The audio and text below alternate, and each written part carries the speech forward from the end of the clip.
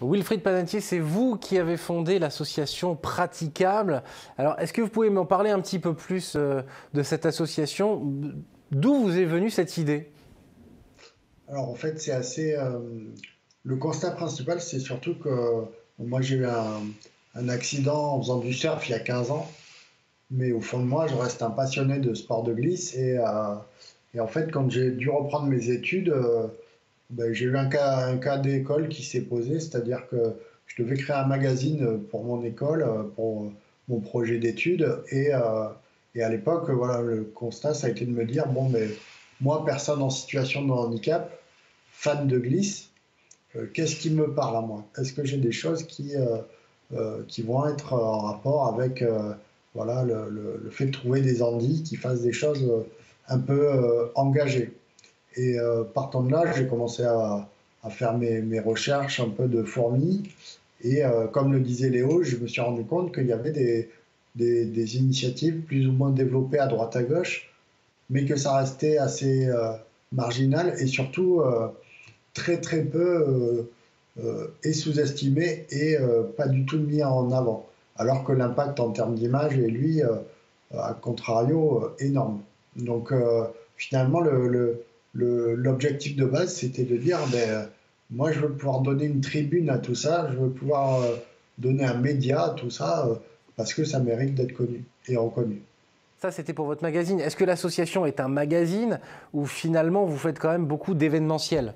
Alors, en fait, c'est vraiment, ça a été un cheminement, c'est-à-dire que le média, à un moment donné, suffisait pas et il a fallu qu'on devienne acteur de tout ça. Enfin, moi, je me voyais pas, je voyais qu'il y avait plein de choses à faire et en même temps que les choses évoluaient très peu. Et du coup, elle, l'association, après, s'est développée et s'est développée à partir de différents axes, notamment l'événementiel, la sensibilisation, l'accès au matériel. Donc tout ça, ça s'est pas fait en un jour, mais oui, maintenant on est présent, on a une approche beaucoup plus globale des disciplines. Et alors, elle ressemble à quoi cette association aujourd'hui? Vous êtes présent partout en France. Vous avez combien de membres actifs au sein de l'association? Alors pour l'instant, actuellement, donc on a le siège qui est en région bordelaise et on a en 2020 ouvert notre première antenne en Île-de-France qui est gérée par Léo. Et ensuite, à l'heure actuelle, on doit avoir une dizaine de bénévoles, on va dire, sur qui on peut compter de façon régulière. Et après, on a pas mal de petits contacts un peu partout sur le territoire en région. Et on aspire finalement à demain développer assez le projet et l'association pour pouvoir répondre à toute sollicitation, où qu'elle soit sur le territoire. Qu'est-ce qui est le plus difficile quand on monte une association comme celle-ci et qu'on veut porter un message, porter un projet? Alors, ce qui est difficile, c'est au début de le faire seul.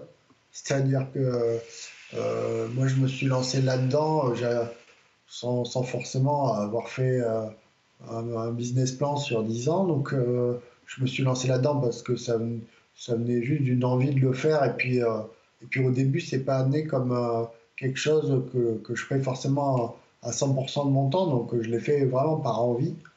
Et après, et en fait, c'est quand au moment où on s'est rencontré avec Léo, moi je commençais à arriver à la limite de ce que je pouvais faire tout seul.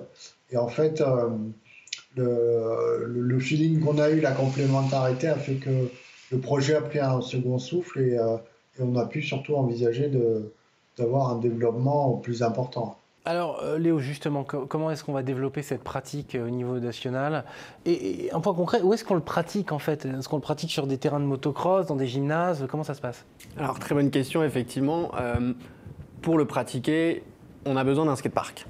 Et aujourd'hui, les skateparks, ils ne sont pas ce qu'on estime être inclusifs, c'est-à-dire qu'ils ne permettent pas réellement de pouvoir évoluer en fauteuil roulant à l'intérieur.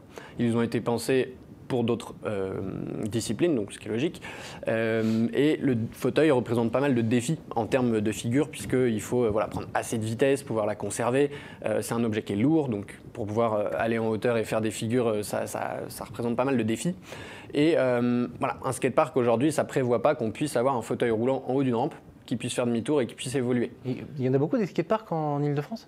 Il y en a pas mal. Il y en a pas mal. Après, on n'est pas un pays qui n'est pas très bien doté. On n'est pas un pays de skateurs? Bah, il y a beaucoup de skateurs, mais ils ont beaucoup skaté le milieu urbain à défaut. Ouais. Mais aujourd'hui, il y a de très belles installations sur tout le territoire français. Il y a de plus en plus de belles installations. En Ile-de-France, il y a des choses qui sont très correctes, mais par rapport à la population, qui vont rencontrer quelques problèmes de saturation. Et tous ces beaux projets qui ont été développés, pas forcément il y a très longtemps, ne permettent pas tous d'avoir un accès finalement en fauteuil roulant. Voire quand ça permet un accès, c'est par chance et ça n'a pas été pensé ni prévu. Donc ça, c'est un des gros chantiers qu'on mène nous dans l'association, c'est de pouvoir justement solliciter les collectivités territoriales, les fabricants, pour justement émuler comme ça un guide de bonne pratique, voire même des normes à terme, pourquoi pas, pour comment faire pour avoir un accès en fauteuil roulant en sécurité. Un skatepark existant, ou est-ce que finalement vous êtes en demande d'infrastructures directement adaptées? Est-ce qu'on peut adapter un skatepark existant facilement? Alors, c'est un défi, c'est un peu le même défi que quand on a un bâtiment qui reçoit du public qui n'est pas accessible et qu'on doit le rendre accessible. Ça va dépendre vraiment de la configuration du lieu. Typiquement, il y a beaucoup de lieux où on a découvert qu'on pouvait faire quand même des petites choses, mais où beaucoup de choses intéressantes étaient verrouillées par manque d'accès. Donc aujourd'hui, évidemment, mais c'est vrai dans tout le champ du handicap, pour travailler sur l'adaptation de l'environnement, c'est bien mieux de concevoir directement, penser pour le fauteuil roulant. Sachant que nous, on a une vision très inclusive des choses, c'est que pour nous, le skatepark, c'est un lieu social, c'est un lieu de rencontre, c'est un lieu où on va avec les copains, etc. Et les copains n'ont pas forcément un fauteuil. Et du coup, l'idée, c'est vraiment de permettre comme ça des lieux qu'on qualifie d'hybrides pour permettre d'accéder en toute discipline confondue.